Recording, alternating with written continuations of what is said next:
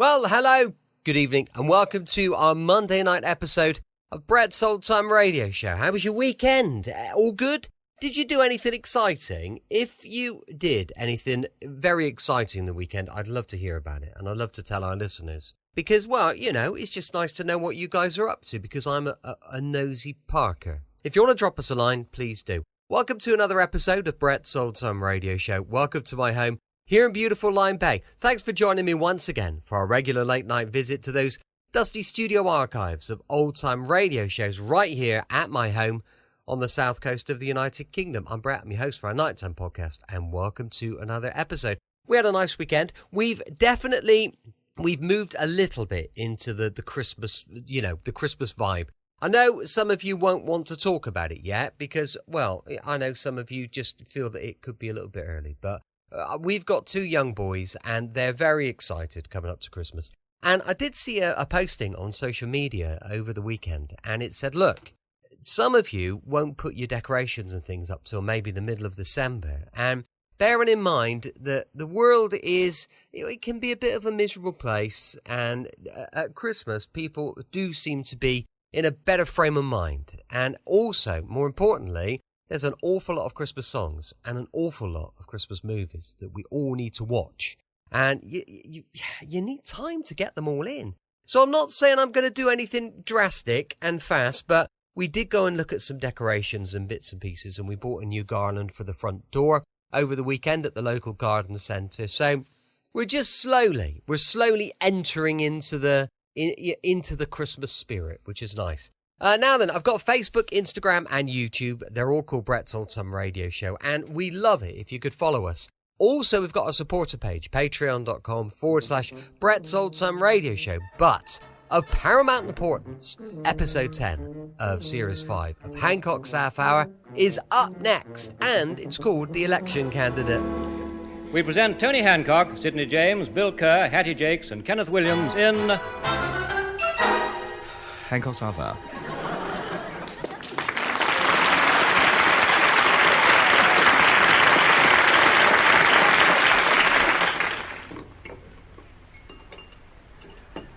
More cornflakes, Mr. Hancock?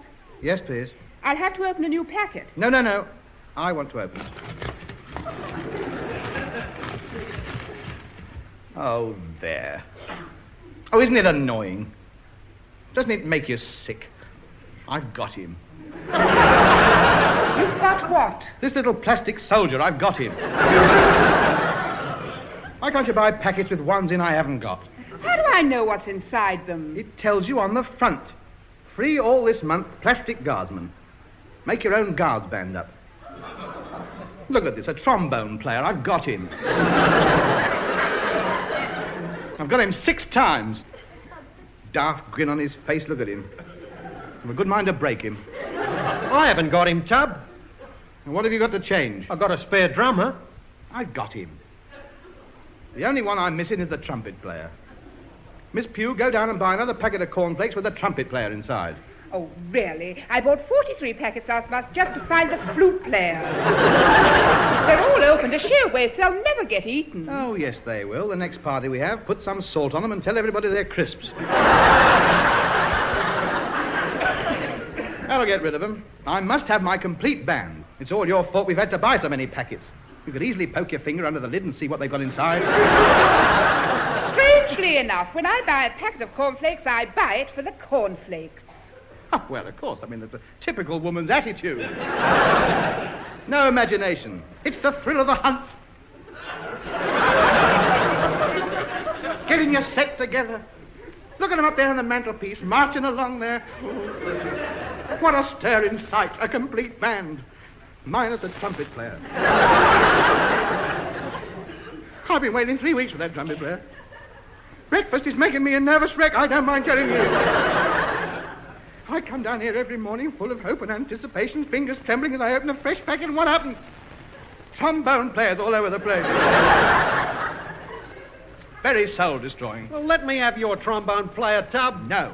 Well, I've only got a drummer. That is your fault. You've been eating cornflakes as long as I have. Yeah, but you always open them. You whip it before I get a chance. Well, you should get up in the morning. You are not having my trombone player. Oh, shut up. I don't know what you're fighting about. Next week they'll probably finish with the Guardsmen and start an entirely different set. Oh, will they? Right. Miss Pugh, take a letter to the makers. Dear sir, I hereby warn you that if you discontinue putting Guardsmen in your cornflakes before I have got my set, I shall in future eat porridge. Yours sincerely, A. Hancock, age 7.5. That'll frighten them. I'm ready for my bacon and peas pudding now, Miss Pugh. Miss Pugh, if there's any left. Look at her plate piled up there. Can't see her, just her arms coming round the side.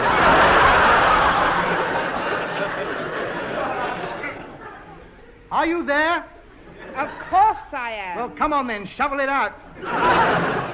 Whack some on the old plate there. Yes, 2 rashers and $1. That's enough. Go on, get back behind your breakfast. Rather look at that than you. Haven't you finished that paper yet, Kerr? Now, wait a minute. I haven't read it all yet. I am not waiting for you to read it. By the time you've stumbled through it, it'll be yesterday's. Give it to me. Hello. They're at it again. You can't trust them, can you? Man denies weekend in caravan.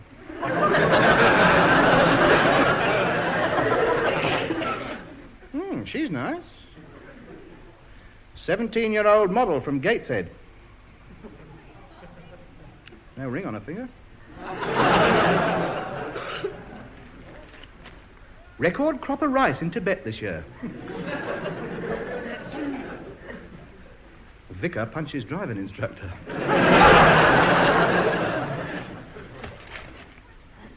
She doesn't look 17, does she? Oh, look at this kitten sitting in the Wellington boot. Isn't it lovely? She's got a nice figure, hasn't she? Hello, I see Mr. X has been had up again. He's in every week. He'll overdo it one day.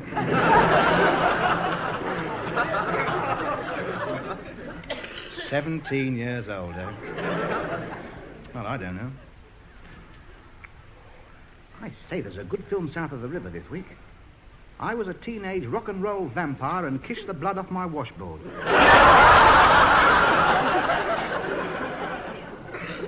Marvellous. Have to get there early before the schools come out. I bet she's nearly 18. Your peas pudding and bacon's getting cold. Do you mind? If you don't want it, You are not having it. Now shut up and let me read my paper in peace. If she is 17, I'm a Dutchman. I see there's another by-election coming in East Cheam. Oh, what happened to that nice man who was in before? He's applied for the Chiltern Hundreds, and I'm not surprised. The right mess-up he made of it. He was a very sincere man. Sincere? He was up there 3 years and not a sound out of him. He woke up once and yelled out, "Resign," and even then he was had up on the carpet. Why? It was one of his own side speaking. Hey, I've been thinking, if you break the end off the trombone, it'll look like a trumpet.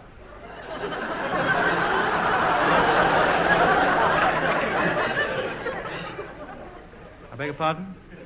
The trombone man, if you chop his trombone off... I'll chop your trombone off if you don't shut up.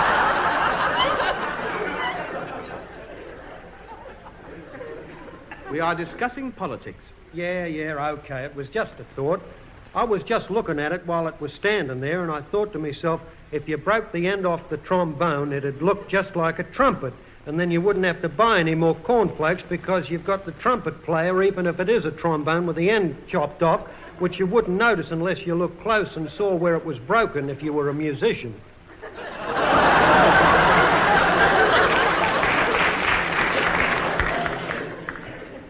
Vote for Kerr. Independent idiot. He'd be a cert. I mean, he explains things so beautifully. He'd have the opposition confused after 3 lines. Who are standing this time? Oh, the usual rubbish. Sir Worthington, great Conservative. Arnold Biggs, Labour. Or is it the other way round? You can't tell these days. Which one's the best looking? What does it matter what they look like?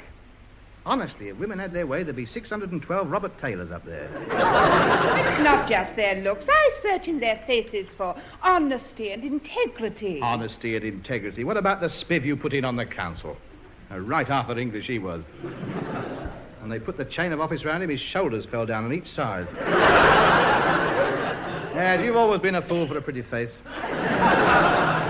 Things people vote for. Why, this is democracy gone mad. Who are you going to vote for, then? Neither of them. I shall show my contempt by going down to the polling booth, taking my form, crossing both their names out and writing "Get Knotted" in.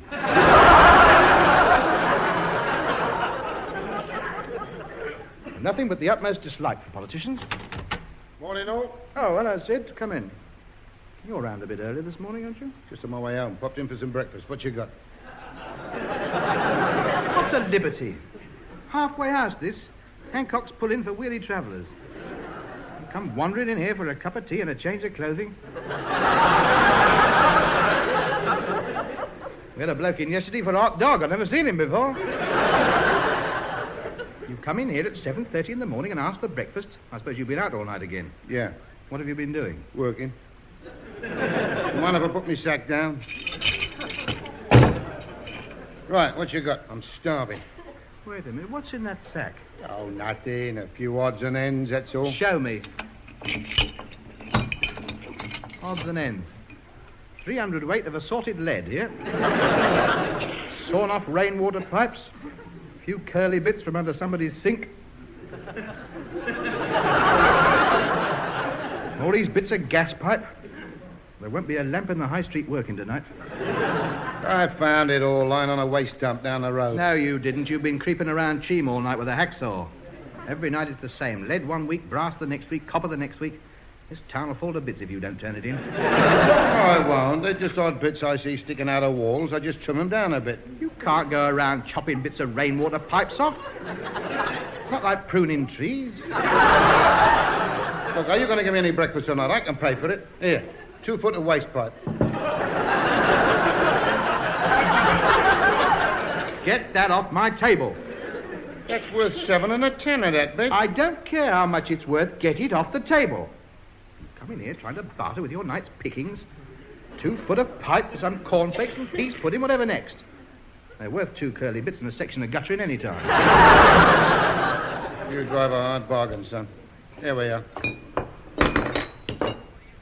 That's better. Miss Pugh, give him some peas pudding. Now, what about the cornflakes, then? Oh, all right. Where's the little plastic guardsman?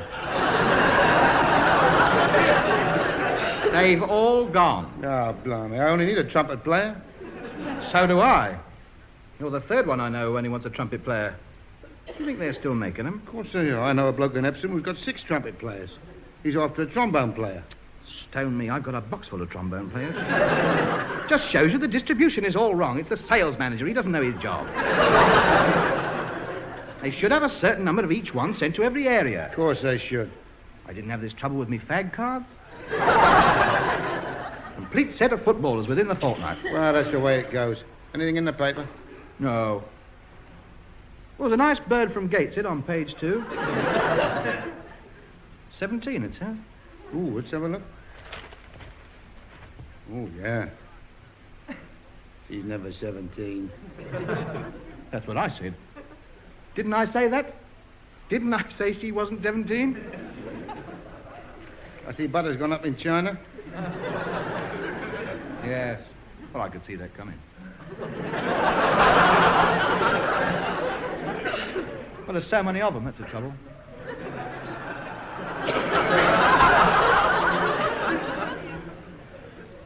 £0.50 goes nowhere. Yeah. Oh, I see you got 3 years then. Yeah, well, it stood out a mile. He had a moustache, you know. Oh, no. Why don't they eat margarine then?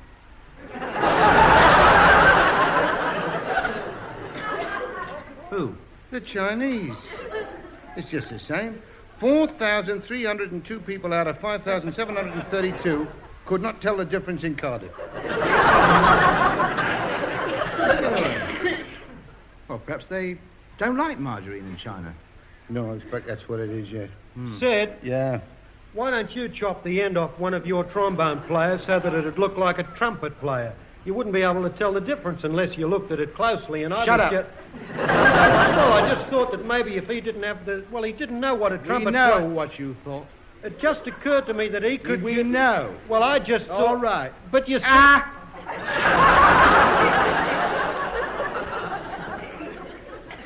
It's a good cartoon today, isn't it?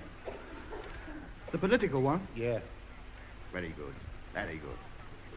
They always are. Very good, that bloke. Yeah. Always gets straight to the point, doesn't he? Hits the nail right on the head. That needed saying, that did. Yeah, well, they ought to show that to every politician in the house. Very satirical. Brings it right home, doesn't he? Yeah, Marvellous. yeah. I wonder what he's getting at.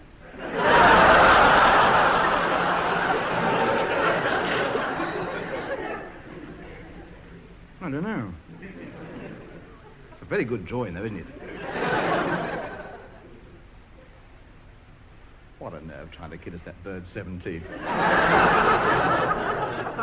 could have been a printer's error. That's true. It does happen. They called me Tommy Hitchcock the other week. I wrote to them and they put in an apology. They've got it in. Look, just there. Let me see. Oh, yeah. We apologize for any embarrassment caused last week when we wrote about Mr. Tommy Hitchcock.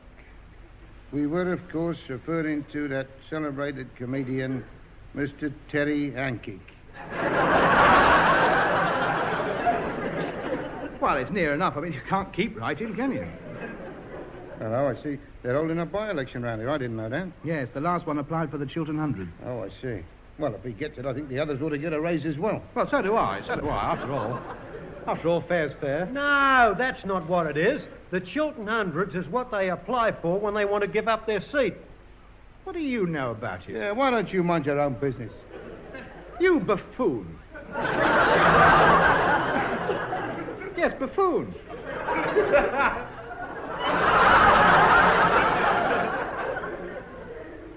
You come over here? Gentlemen, what you're talking about, trying to tell us how our parliamentary system works? The Chiltern Hundreds is an ancient custom. They apply for it when they want promotion.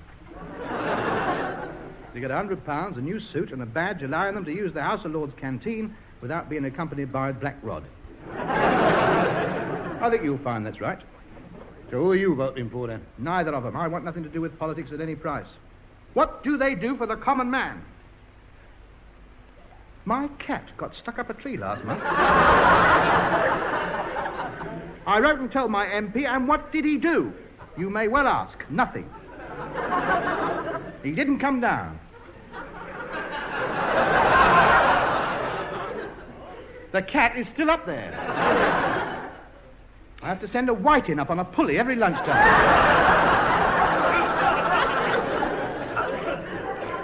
Oh, yes, all out for number one.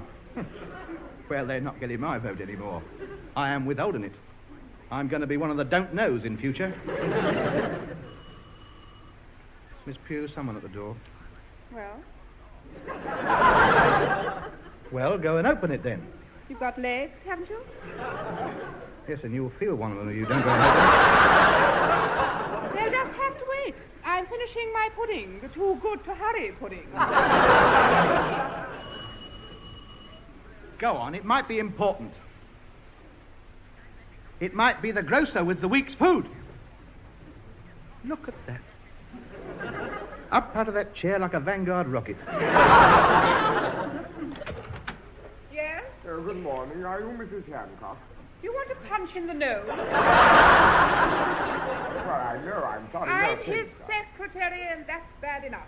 What can I do for you? do you think I might speak to Mr. Hancock? Won't you come in? That's him over there, the fat one in the red nightshirt. Yes, thank you. Good morning, Mr. Hancock. Sorry, Mush, there's no breakfast left. No, thank you. I've had breakfast. I don't know whether you're aware of it, but there's a by-election being held in this borough shortly. Yes, we've just been talking about it. Oh, good. And you no doubt know that it's a straight fight between the Conservative and the Socialist. No. No, it says here Tory and Labour. Yes, and of course that is the same thing. Oh, they're cunning, hiding under another banner. See, you can't trust them. They're after the floating voter. Yeah, you don't support either of them, I take it. I do not. Yeah, capital. I'm for the East Cheam Liberals. I come straight to the point. Will you be the Liberal candidate for East Cheam? Me? Yes. But I don't know anything about politics. It doesn't matter. You've been on television, haven't you? Yes? Good. It's all we demand of any candidate. But why pick on me? You're the only television personality living around here. And we couldn't poach any from the other barons. They're all being earmarked for the general election. Lou Prager's being approached for Hammersmith, Jimmy Wheeler for Battersea, Billy Cotton for Kensington, and I've heard that one borough are trying to get Matt Dillon over. I think I've Have you thought about one of those chimpanzees for Bournemouth? I say, that's an idea. I'll put that up to head office. Well, what do you say, Mr. Hancock? Well, I don't know. You leave it to us. You just sit in at the meetings. The agent will answer all the questions. You just nod a few times, sign a few autographs. That's all we require from you. You don't happen to have a beautiful wife, a ballet dancer, No, Well, perhaps your secretary might lend herself. Huh? Ballet dancing? You'd need 6 blokes to do a duet with her. 1 dancing and 5 lifting. No. I think we'd better keep her out of it. Oh, well, never mind. We'll bill you as Tony Hancock, star of stage, screen, and Liberal Party. But I'm not a Liberal. I mean, I'm not anything. Oh, mere triviana. Now, don't you realize what it would mean to be an MP? Yes, I'd have to go up and get my own cat down. There is no... Come. Apart from that, you could be one of the country's leaders. You might even become Prime Minister. That'd be good. I could step out of aeroplanes waving me hat, couldn't I? Yes. And go straight through the customs. Stay here, boy. The pay's not so up. I think that all those watches make you get through. All right, I'll do it. Good man. Now, if you'll excuse me, I'll pop back to HQ and prepare the campaign. Right now. Well, what do you think of that? Me, an MP. You're not in yet, big head. Just a formality. I'll carry the saloon bar at the hand and racket for a start. And sell their souls for a pint of mild and bitter. I shall put the issue before the electors purely and simply and bluntly. Vote for me, or I shall not go on television again. I think I shall go and change into my frock coat. I feel quite important. This is a far, far better thing I do now than I have ever done. Rembrandt.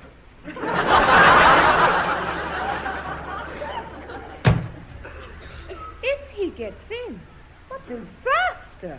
All the parties will be at it, putting TV stars up as candidates. I can see it now. First Lord of the Admiralty, Wee Willie Harris.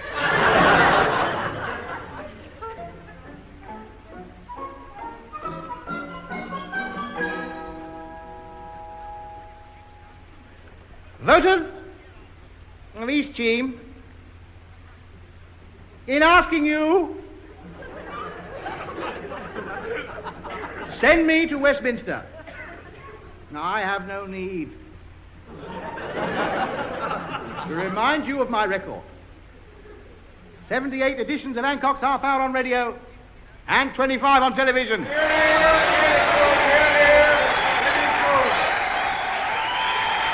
Thank you. Thank you very much. Thank you. And what have my 2 opponents got to match that record? 20 years as a trade unionist, 25 years on the council, service in the diplomatic corps, between them 43 years in politics. All very nice, but has one of them ever been before the cameras at Lime Grove? No. Vote for Hancock, Ronnie Waldman's choice. Now, are there any questions? Any questions you would like to know about my policy? Any points that are of vital interest to the nation? Yes! Over there. Yes, sir. Do you know Sylvia Peters? I do, sir. What's she like? A very charming lady, sir. Next question. What do you intend to do about England entering the European common market, thus bringing about a more sound economic structure of Europe without endangering our interest in Commonwealth trade and imperial preference?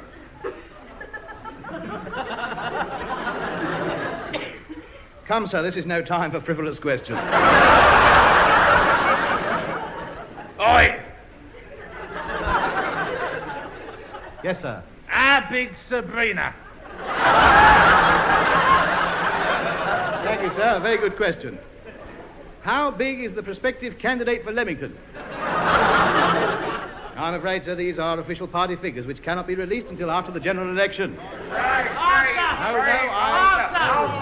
Shame!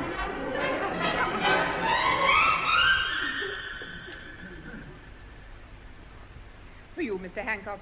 I haven't opened it. Thank you, Miss Pugh. The swordfish letter opener, please. Cass! Another trombone player. I give up. When I get in, I'll nationalise that lot. I'll be Minister of Cornflakes. I'll get that set somehow. I'll have them sent out with nothing but trumpet players in. Well, it's polling day today. What do you reckon your chances are? I shall landslide. I've got the House of Commons badge on the front of my bike already.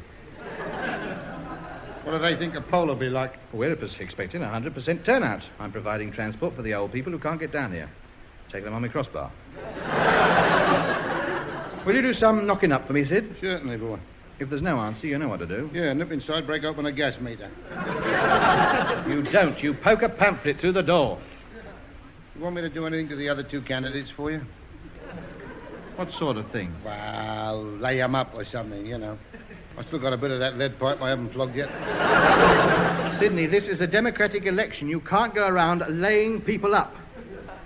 I careth not for what they say, but I will defend with my life their right to say it. Beethoven. All right, then. Perhaps I can be of some help down at the town hall tonight while I count in the votes. Yes, so what have you got in mind? Why, you know, I thought perhaps fuse the lights in the middle and whip their bundles. No, Sydney, we shall not be needing any of those methods. I have complete faith in the wisdom of the people of East Cheam. Today will be the turning point in the destiny of this borough. What is to be, will be. Who said that? I did. Why don't you listen when people...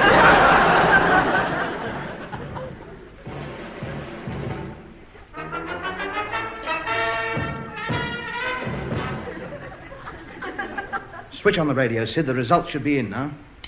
Said he would look into it. Here are the results of the East Cheam by-election. Arnold Biggs, 29,348. Sir Worthington Grape, 28,903. Anthony Hancock, 1. I demand a recount. This is ridiculous. Well, at least you got one. That was me. Didn't you two even vote for me? No, I voted for the gentleman with the moustache. Sid? Well, I played it safe. I put a cross by all the names and I permed any one from 3. What a farce. Why did I let them talk me into it? I can't understand it. They said I'd walk it. Why didn't they vote for me? How did Arnold Biggs get all those votes? What happened to the power of television? Oh, it was there, all right. The trouble is that you haven't been on for a few months, whereas Arthur Biggs did This Is Your Life last night. Oh, well, if at first you don't succeed, try again. Still, the election wasn't a complete waste of time. You have got something out of it. What? The local Liberal Party have sent you 50 packets of cornflakes as a consolation for losing. Oh, how nice of them. See, every cloud may have a silver lining. I think I'll have some now. Pass me the top of the milk.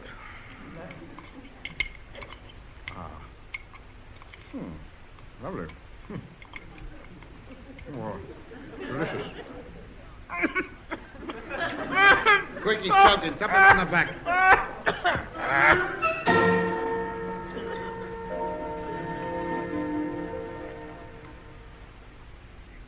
Well, we've developed your X-ray, Mr. Hancock, and you definitely did swallow something.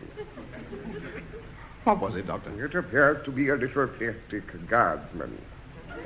Can you get it out? No, I'm afraid it's wedged. I'm terribly sorry, old chap. No. You can tell me. I can take it. I don't want you to lie to me. I want you to give it to me straight. What instrument was he playing?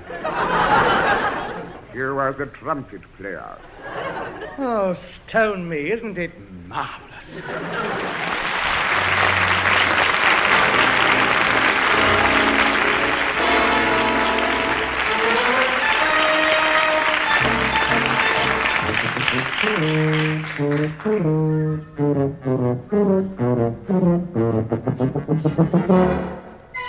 That was Hancock's Half Hour, starring Tony Hancock with Sidney James, Bill Kerr, Hattie Jakes and Kenneth Williams.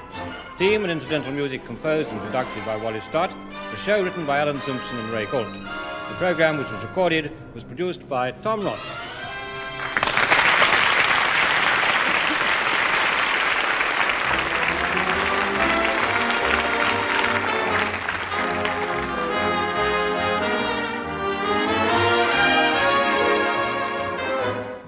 Welcome back. I hope you enjoyed our latest episode of Hancock's Half Hour. And don't forget, we're going to be back for mystery and suspense with our favourite Sherlock Holmes and Dr. Watson. That's going to be going live at 5 p.m. GMT. As I mentioned earlier, we've got a supporter page at patreon.com/Brett's Old Time Radio Show. Thanks for listening. I'll be with you 7 days a week, each and every weekend. I'll see you tomorrow on Brett's Old Time Radio Show. Love you. Bye.